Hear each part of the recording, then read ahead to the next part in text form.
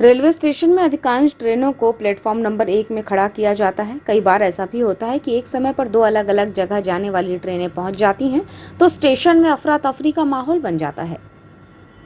Train पकड़ने के लिए हड़बड़ी होती है तो दूसरी ओर यात्रा पूरी कर बाहर जाने वालों की जल्दबाजी। इसी बीच लोग अपनी जान को जोखिम में डालने से भी बाज नहीं आते हैं।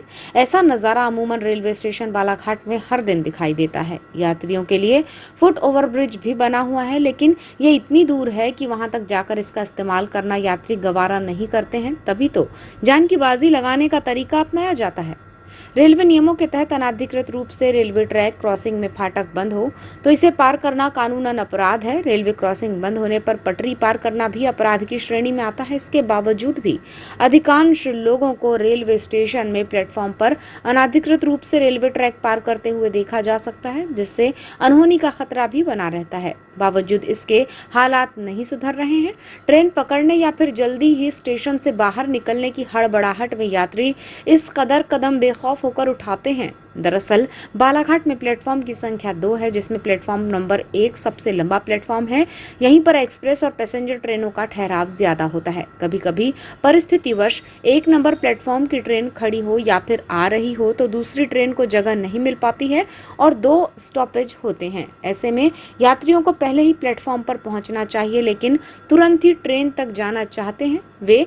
जो यात्री अभी ट्रेन से यात्रा पूरी कर उतरे हैं, वे भी जोखिम मोल लेते हुए सीधे प्लेटफॉर्म नंबर 1 पर आने के लिए रेलवे ट्रैक को पार करने का जोखिम उठाते हैं।